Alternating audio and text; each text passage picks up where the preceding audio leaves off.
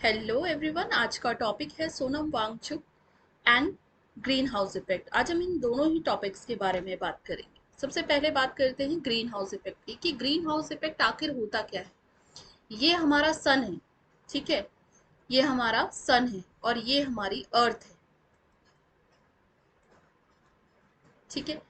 सन से जो day time होता है, सन से यहाँ क्या आएंगी, रेज पड़ती है और जो भी रेज इसमें पड़ती हैं उससे ये जो आउटर लेयर है अर्थ की, उसमें से काफी ज्यादा जो है क्वांटिटी में रेज वापस रिफ्लेक्ट भी हो जाती है उसी समय पे।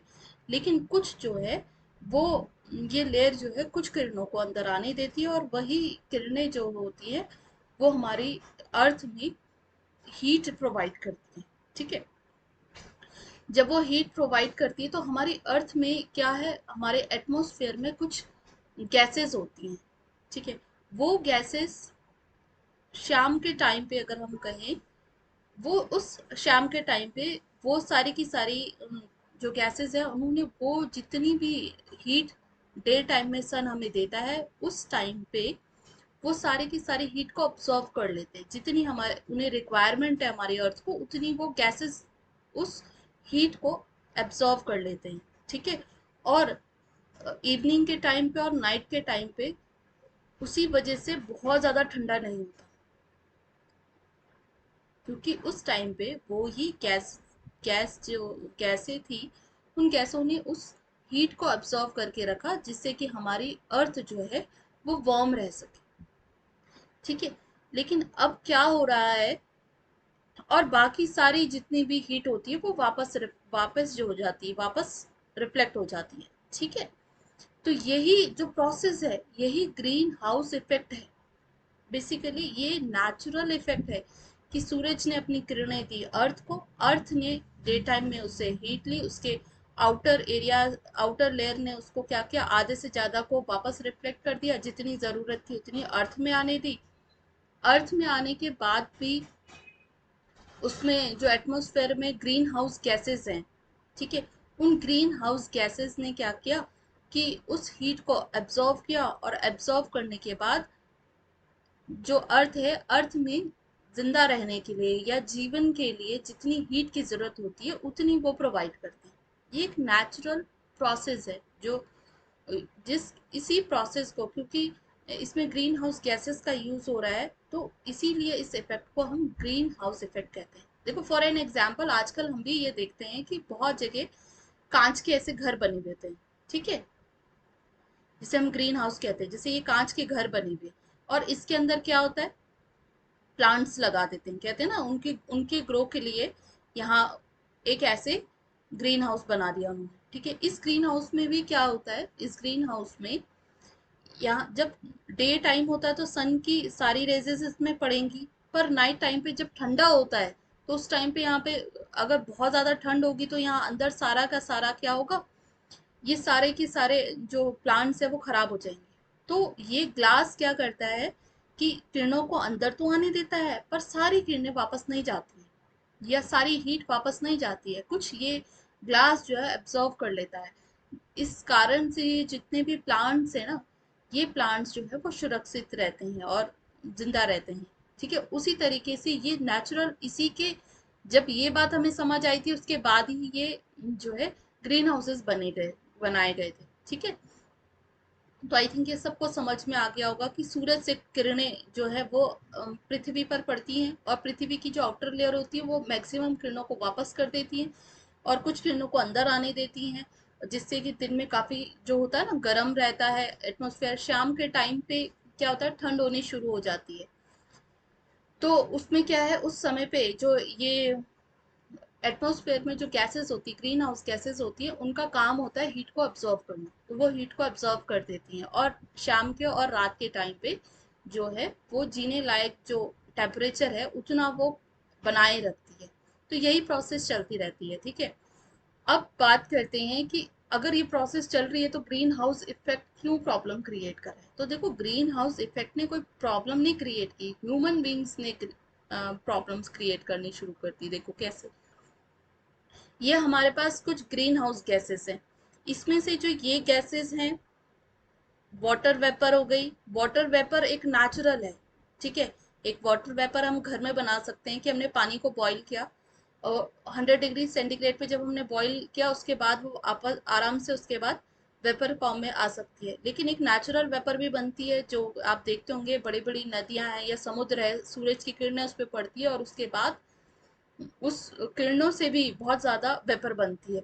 तो ये भी जो वाटर वेपर है वो भी एक ग्रीन हाउस गैस का काम करती है, जो हमारे लिए अच्छा भी है। ये ग्रीन हाउस गैसेस मैंने कहा ना, ये हमारे लिए बहुत ज़रूरी हैं। इसी से ही जो सूरज की किरणें दिन में आ रही है, उनसे गर्मी लेकर के, हीट लेकर के जीवन को जीने लायक बनाया जाता है। कार्बन डाइऑक्साइड भी यही काम करती है, मीथेन भी, नाइट्रस ऑक्साइड भी। ये सब ऊष्मा को क्या करती हैं, उस ऊष्मा को ये ग्रहण करती है, जिससे कि क्या होगा, टेम्परेचर नॉर्मल बना रहता है। और ये सारे की सारी जो गैसेस हैं ये ह्यूमन मेड है, ये हम लोगों ने बनाई है, ठीक है। तो ये सारी की सारी ग्रीन हाउसेस गैसेस हो गई। अब ये ग्रीन हाउस गैसेस क्या हो रही हैं, अब हम कह रहे हैं ये ग्रीन हाउस गैस भी अब जो हार्मफुल होती जा रही है। हार्मफुल का मतलब क्या है, ये जितनी नेचुरली हमें मिलती हैं हमारे एटमॉस्फेयर से वो तो ज़रूरी है, लेकिन जब इनमें से किसी भी एक चीज़ का एटमॉस्फेयर में क्वांटिटी बढ़ जाएगी तो जाहिर सी बात है वो क्या करेंगे। देखो, अब सपोजिंगली इस अर्थ में CO2 जो है वो बढ़ गया, जितनी CO2 है उससे उसका लेवल बहुत हाई हो गया, इतना हाई हो गया, ये इंक्रीज हो रहा है। अगर इसका लेवल इंक्रीज हो रहा है तो क्या करेगा ये, उतना ज्यादा। अब इसका काम ही है हीट को ऑब्जर्व करना, तो सूरज से जितनी किरणें आ रही है इसको ये ऑब्जर्व करता रहेगा, तो पहले की मात्रा में अब ज्यादा तो करेगा ना ऑब्जर्व। जब इसने हीट को ज्यादा ऑब्जर्व किया, तो ज्यादा ऑब्जर्व करने के बाद क्या करेगा ये, जो टेम्परेचर है, डे टाइम हो चाहे इवनिंग टाइम हो चाहे नाइट टाइम हो, सब में ये टेम्परेचर को बढ़ा देगा। जब ये टेम्परेचर को बढ़ाएगा तो इससे क्या होगा, इससे जितना भी जो मानसून होते हैं वो टाइम पे नहीं आएंगे, आपके ग्लेशियर्स, बर्फ सारी पिघलने लग जाएंगी। तो ये कारण है इसका कि ग्रीन हाउस गैसेस हार्मफुल नहीं थी, लेकिन आज की डेट पे है, क्योंकि उनकी जितनी मात्रा हमें चाहिए उससे कई गुना ज़्यादा वो बढ़ती जा रही है। और जिससे कि अब जैसे ये इसकी जो अर्थ की भी काफ़ी सारी लेयर्स होती हैं, वो मैं आपको नेक्स्ट वीडियो में कभी बताऊंगी डिटेल में। तो ये भी क्या कर रही हैं, अब इनको भी हार्म हो रहा है। जब ये इनको हार्म हो रहा है तो ये क्या करेंगी, ज्यादा से ज्यादा किरणों को ये और अंदर आने देंगी, जबकि ऐसा जरूर, जब हमें जितनी चाहिए थी उतना नेचुरली हमें मिल रही थी। लेकिन इन जो जो हमारे ग्रीन हाउस गैसेस हैं जो हमारे लिए बहुत जरूरी थी, अब वही हमारे लिए क्या, वो हार्मफुल होती जा रही है बहुत ही। अब जैसे देखो, इनका रीजन क्या है कि ये जो CO2 है और अदर ये गैसेस हैं, आपकी N2O है या CH4 है या वाटर वेपर है या HFCS है या SF6 है या PFCs हैं, या इसी में ही यूज होता है, कैंसर के इलाज में होता है। देखो, जितनी ज़रूरत है उतना तो ठीक है, लेकिन हमने इसकी बहुत ज़्यादा जो है, हम इसकी बहुत ज़्यादा मात्रा बढ़ाते जा रहे हैं अपने एटमॉस्फेयर में। अब देखो, रीज़न क्या है, सबसे पहला तो डिफॉरेस्टेशन इसका सबसे बड़ा कारण है। देखो, अगर किसी कारणवश अगर CO2 हमारी ज़्यादा हो भी रही थी, ठीक है, क्योंकि हमारा डेवलपमेंट हो रहा है, विकास जिसे हम कहें, कि हम विकास के नाम पे जो हम कर रहे हैं वो हो रहा है विकास। तो पहले तो बहुत कम लोगों के पास गाड़ियां थी, अब सबके पास गाड़ियां हो गई है ना। तो अगर हमारे किसी भी तरीके से अगर हमारा CO2 या मीथेन या कोई अदर वाटर वेपर या ये सब चीजें अगर बढ़ भी रही हैं, तो अब ये क्या करेगा, अगर हमारे पास पेड़ होते हैं तो पेड़ों का काम क्या है, पेड़ों का काम ही है CO2 को रिलीज करना और CO2 को ग्रहण करना। तो अगर ये पेड़ होते हमारे पास तो CO2 की मात्रा बैलेंस हो जाती ना। अब लोगों ने क्या किया, क्योंकि हर जगह सड़क चाहिए, हर जगह जो है, अब सबको घर चाहिए, तो जनसंख्या हमारी इसका सबसे बड़ा कारण है। हमारे देश की तो बहुत ज्यादा जो जनसंख्या है, अब जितनी जनसंख्या बढ़ेगी उनके लिए रहने के लिए जगह भी तो चाहिए होंगी। तो सबसे ज्यादा जो है वो विकास के नाम पर ये पेड़ काटे जा रहे हैं, ठीक है। मैं खुद उत्तराखंड से हूँ, और इस बात को बोलते बोलते मुझे अपने राज्य का जो चिपको मूवमेंट था वो याद आया, कि वो उन्होंने तब ये बात कह दी थी कि इन पेड़ों को मत काटो। ठीक है, गौरा देवी का नाम इसमें आता है। उन्होंने ये बात कह दी थी कि इन पेड़ों को मत काटो। आज हम फिर से वही बात दोहरा रहे हैं कि इसका भी जो सबसे बड़ा कारण है, हम कह रहे हैं कि ये CO2 बढ़ रही है। अगर हम बढ़ा भी रहे हैं, अगर हम बहुत कुछ विकास के नाम पे बढ़ा रहे हैं, तो हमें कम से कम पेड़ तो लगाने चाहिए। तो डिफॉरेस्टेशन मतलब पेड़ों को काटना, इसका बहुत बड़ा एक रीजन है। दूसरा आता है फॉसिल फ्यूल। ठीक है, फॉसिल फ्यूल होता क्या है? वो है जैसे हमारा कोल हो गया, ऑयल हो गया। ये देखो सब चीजें हमें चाहिए, कैरोसिन हो गया, प्रोपेन हो गया, या नेचुरल गैसेस, ये हमें चाहिए, जरूरी है। ये इनसे कैसे ग्रीन हाउस गैसेस जो है वो बढ़ रही हैं? देखो क्या होता है, जैसे ही ये बर्न होता है ना, जो भी कोई फ्यूल जब बर्न होता है, बर्न होने के बाद वो कार्बन रिलीज करता है। जब वो कार्बन रिलीज करता है, वही कार्बन जो है इन सब गैसेस का इन सब गैसेस की क्वांटिटी को बढ़ा देता है। ठीक हो गया। तो इस तरीके से इनका भी जो है बहुत बड़ा एक रोल है इसमें। दूसरा, ये जितनी गाड़ियां हैं ना, ये गाड़ियां भी सेम काम करती हैं। ठीक है, ये तो बहुत तीन एग्जाम्पल मैंने लिए, डिफोरेस्टेशन, फॉसिल फ्यूल और ये व्हीकल्स। लेकिन सिर्फ यही तीन रीजन नहीं है, बहुत सारे ऐसे रीजन हैं जो कि इसका सबसे जिनके कारण ये गैसेस जो है बढ़ रही हैं। अब इसका सबसे बड़ा जो एक कारण है वो है जनसंख्या, जिसके कारण, क्योंकि उन्हीं लोगों के लिए ही तो ये डेवलपमेंट हो रहा है। जितने ज्यादा लोग होंगे, उतनी ज्यादा गाड़ियां चाहिए होंगी, उतने ज्यादा घर चाहिए होंगे, सारी फैसिलिटीज उतनी चाहिए होंगी। तो जहां तक मुझे लगता है, इसका सबसे बड़ा कारण एक जनसंख्या में वृद्धि है। ठीक है, अब हम बात करते हैं सोनम वांगचुक जी की। ये 57 ईयर्स के बहुत ग्रेट पर्सन हैं, जिनको कि देखो 2018 में, अभी हाल ही में कुछ टाइम पहले ही 2018 में इन्हें रमन मैग्सेसे से अवार्ड भी मिला। और इससे पहले न जाने इन्होंने बहुत सारे अवार्ड इनको मिले हुए हैं। ठीक है, इनको एक एजुकेशनल फील्ड में एक रिफॉर्मर भी कहते हैं। दूसरा, अभी अगर हम कहें तो एक क्लाइमेट एक्टिविस्ट के नाम से, इस समय ये क्लाइमेट एक्टिविस्ट के नाम से फेमस है। और ये सिर्फ बात केवल लद्दाख की नहीं कर रही है, ये इनके जरिए सारे हिमालयन जो वासी हैं, या हिमालयन क्षेत्रों से जुड़े हुए लोग हैं, उन सबको रेड अलर्ट भी है कि अगर हमने नहीं सोचा, तो फिर एक दिन हमारी जो खुद का, जहां हम रह रहे हैं, वो खत्म होते हुए हम अपने आंखों से ही देखेंगे। तो हमें इस चीज के बारे में ध्यान देना जरूरी है। हमारा ध्यान ये अपनी बातों से आकर्षित कर रहे हैं।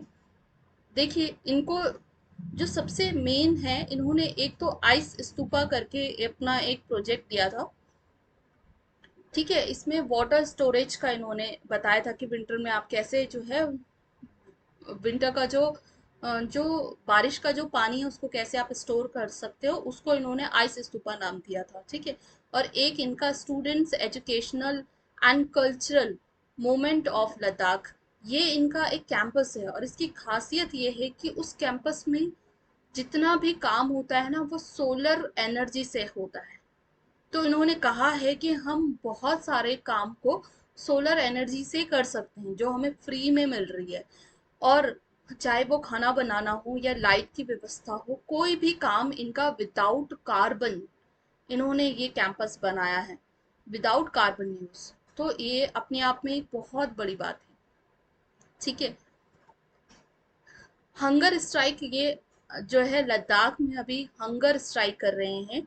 और हंगर स्ट्राइक इनकी 6 मार्च से शुरू हुई थी, और अभी कुछ दिन, 21 दिन का इनका स्ट्राइक थी। उसके बाद इन्होंने अपना जो है ये कहा है कि ये स्ट्राइक यहाँ नहीं रुकेगी। उसके बाद 10 दिन तक फीमेल्स जो है वहाँ की वो करेंगी, और उसके बाद जो है यूथ करेंगे, और फिर वापस से ये वहाँ के जो संत हैं वो बैठेंगे स्ट्राइक में, और उसके बाद वापसी इन्हीं की होगी। उन्होंने कहा जब तक हमारी जो मांगे हैं उनको पूरा ना किया जाए, तब तक जो है ये स्ट्राइक चलती रहेगी। और बहुत अच्छा मैसेज है ये, मैं बार बार कहूँगी कि ये सिर्फ लद्दाख के लिए नहीं है। मैं खुद उत्तराखंड से हूँ, तो मैं वहाँ के लोगों को भी अवेयर करना चाहूँगी कि ये बात सिर्फ लद्दाख की नहीं है। हमारे यहाँ पहले इतनी ज़्यादा लैंडस्लाइड नहीं होती थी जितनी अब शुरू हो गई है। अभी आपने देखा सुरंग में कितने लोग फंस गए थे, तो ये भी उस नेचर का रेड अलर्ट भी है ना। बहुत ज्यादा केदारनाथ का हमने देखा था, ठीक है, कि वहां कैसी त्रासदी हुई थी। तो ये हम सबको नेचर अलर्ट कर रही है, पर हम विकास जहाँ, देखो जहाँ विकास जिस तरीके से हो सकता है वो सिर्फ वहाँ के लोग समझ सकते हैं। यही बात कई बार जो है ये सोनम वांगचुक जी कह रहे हैं कि सारी अथॉरिटी वहाँ के लोगों को दी जाए, उनको पता है यहाँ घर कैसे बनना है, कैसे क्या विकास उनको चाहिए। अगर लोग ही नहीं रहेंगे तो आप विकास किसके लिए करेंगे? वहां अगर वहां सब कुछ खत्म हो जाएगा तो जो गवर्नमेंट है वो विकास किसके लिए कर रही है? ठीक है, तो यही ये बात उत्तराखंड के लोगों को भी समझनी होगी कि हम वहाँ विकास के नाम पे क्या कर रहे हैं। हमें पता है, और मैं यही वहाँ की सरकार से भी यही गुजारिश करेंगी, अगर मेरा ये छोटा सा वीडियो उस उत्तराखंड की सरकार तक भी जाता है तो मैं ये बात कहूंगी कि ये सिर्फ वहाँ के लोगों को ये समझना होगा कि हमारा तो हमें स्टेटहुड मिल चुका है, हम उत्तराखंड स्टेट बन गया है, लेकिन अभी भी हम लोग समझे नहीं हैं कि अभी भी हम जो है लोकल लोगों से कोई मतलब नहीं होता कि कहीं अगर कोई काम हो रहा है तो उनसे पहले पूछा जाए कि यहाँ ये काम हो भी सकता है या नहीं हो सकता। अगर वहाँ स्कूल्स बनने हैं तो वहाँ के लोगों से पूछें कि किस तरीके के घर का यहाँ यहाँ घर बने बनाए जाते हैं। वहाँ 16 माले की बिल्डिंग्स नहीं बन सकती है, उनसे पूछ ही जाए, उन वहाँ जो कल्चर है उसको अपनाया जाए, क्योंकि वो कल्चर उस वहाँ के एटमॉस्फेयर के हिसाब से ही बना है। वहाँ का जैसा एनवायरनमेंट है वैसा हर जगह का कल्चर वहाँ के एनवायरनमेंट से ही बनता है। तो वहाँ के लोगों को भी खड़ा होना पड़ेगा कि जितने महान लोगों ने पहले भी अनशन किए हैं उनका अनशन वेस्ट ना जाए, ठीक है। और अभी देखिए मैं अब आप इसको बताती हूँ आपको कि इसमें हंगर स्ट्राइक में उनकी 4 डिमांडें थी। पहली डिमांड है उनकी स्टेटहुड में, क्योंकि 370 जो ये अभी हटा है उससे इनका जो स्टेटहुड की मांग थी वो, उसके बाद ये जितना मैंने वांगचुक जी को सुना है उन्होंने अपने भाषण में यही कहा है कि जब भी ये हटने के बाद जब इलेक्शन हुए थे तो इलेक्शन के समय पे वहाँ की सरकार ने ये वादा किया था कि वहाँ ये सारे वादे किए थे जिसके कारण ये जो डिमांड उनकी 4 है, ये कह रहे हैं ये आज से नहीं है उनकी डिमांड, ये इलेक्शन से पहले से है। और इलेक्शन में जो लोग खड़े हुए थे उन्होंने भी इसको पूरा करने के लिए कहा था, तभी बोला वहां जो है भारी बहुमत से वो सरकार जीती थी। अब लेकिन ये चीजें उन्हें मिली नहीं, तो फिर उन्होंने अब अनशन में बैठे हैं। तो उन्होंने सबसे पहले तो कहा है कि स्टेटहुड उनको मिलना चाहिए। दूसरा बात उन्होंने कही है implementation of the 6th schedule of the constitution in the region. अब देखो क्या हुआ था ना कि जो भाग 10 है हमारे कॉन्स्टिट्यूशन का उसमें ट्राइबल्स कम्युनिटीज के लिए बहुत सारे प्रावधान है। मैं कहूँ आर्टिकल 244 एक प्रावधान है जिसमें ट्राइबल्स के लिए कुछ कहा गया है।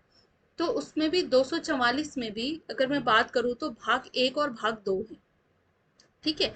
तो 244 का भाग 1 जो अन्य सारे ट्राइबल्स हैं उनका कैसे उनका डेवलपमेंट हो और उसके लिए प्रावधान उसमें लिखे गए हैं। लेकिन जो 244 भाग 2 है उसका 244 आर्टिकल 244(2) जो है उसमें असम के लिए बात की गई है, उसको जो है वो उसके लिए बात की गई है, ठीक है। तो ये जो इनकी भी डिमांड है कि हमारे जो इम्प्लीमेंटेशन हो किसका 6th शेड्यूल का, ठीक है। और देखो 6th शेड्यूल हमारे ये लद्दाख में भी ये लागू हो।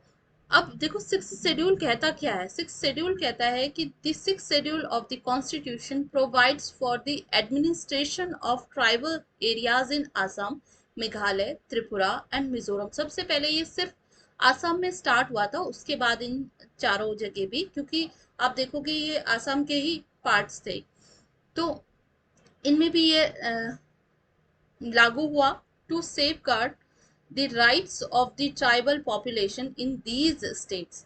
This special provision is provided under Article 244(2) and Article 275(1) of the Constitution. इसमें भी यही किया, इसमें 275(1) में तो ये है कि इनका डेवलपमेंट कैसे होगा उसके बारे में कहा गया है, बट वो कह रहे हैं कि हमें 6 शेड्यूल में जो है ऐड करो।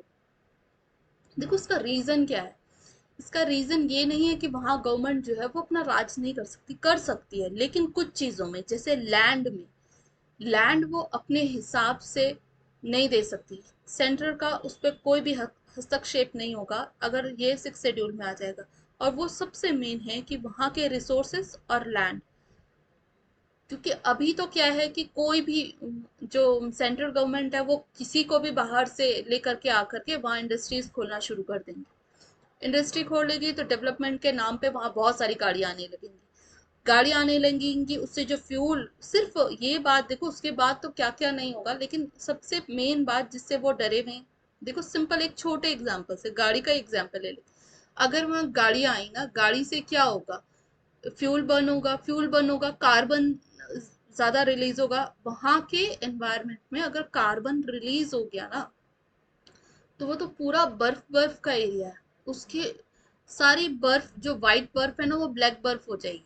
उसके बाद वो क्या होगा, जो सॉइल सॉइल है वो उस कार्बन को ऑब्जॉर्व करेगी और क्या करेगी, बर्फ को वो पिघलाना शुरू करेगी, आइस पिघलेगी, फ्लड आने का बहुत बड़ा खतरा है।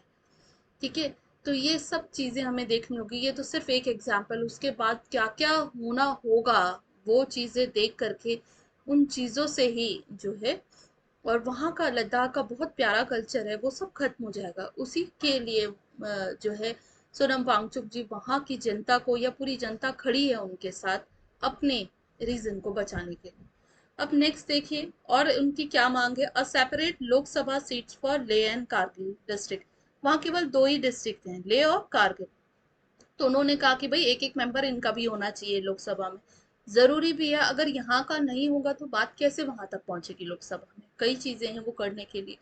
तो ठीक है, और एक और चीज उन्होंने कही, a separate recruitment process and a separate public service commission for Ladakh. ये भी बहुत ही अच्छा उन्होंने कहा। देखो लद्दाख एक ऐसी जगह है जहाँ पे हर कोई आकर के एडमिनिस्ट्रेशन नहीं संभाल सकता, संभाल तो फिर भी सकते क्योंकि बहुत बड़े पढ़े लिखे लोग आते हैं, लेकिन उस ग्राउंड लेवल में जो वहाँ के लोगों ने, जिस बच्चे ने बचपन से उस माहौल को देखा है, उस एनवायरनमेंट को समझा है, जाना है, वो उस जगह को अच्छे से जो है उसका डेवलपमेंट कर सकता है। इसीलिए वो कह रहे हैं कि जो वहाँ का रिक्रूटमेंट है वो वहाँ के लोगों को जो है, वहीं के लोग सिलेक्ट हों उसमें ज्यादा से ज्यादा, और खासकर एडमिनिस्ट्रेटिव, उन्होंने ये नहीं कहा कि हर डिपार्टमेंट में वहाँ के लोग, लेकिन एडमिनिस्ट्रेटिव जो भी हो, वहां कम से कम एटलीस्ट पब्लिक सर्विस कमीशन होना चाहिए, कहाँ का, लद्दाख का।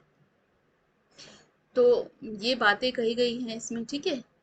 तो आई होप आप लोगों को ये वीडियो अच्छा लगा होगा। सभी लोग इस समय पे लद्दाख के साथ खड़े हैं, उनकी सारी मांगे पूरी होनी चाहिए, पर ये नहीं कि सिर्फ स्टेट बनने के बाद जो है वहां पे जो वहां के जो इन फ्यूचर नेता हो वो भी कुछ भी गड़बड़ करें। ठीक है, तो ये सब भी हमें देखना होगा।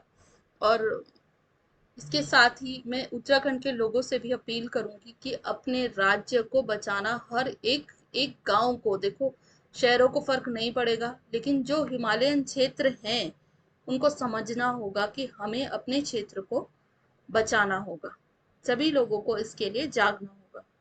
ये छोटी सी कोशिश मेरी अगर आपको पसंद आए तो लाइक ज़रूर करिएगा। Thank you so much everyone.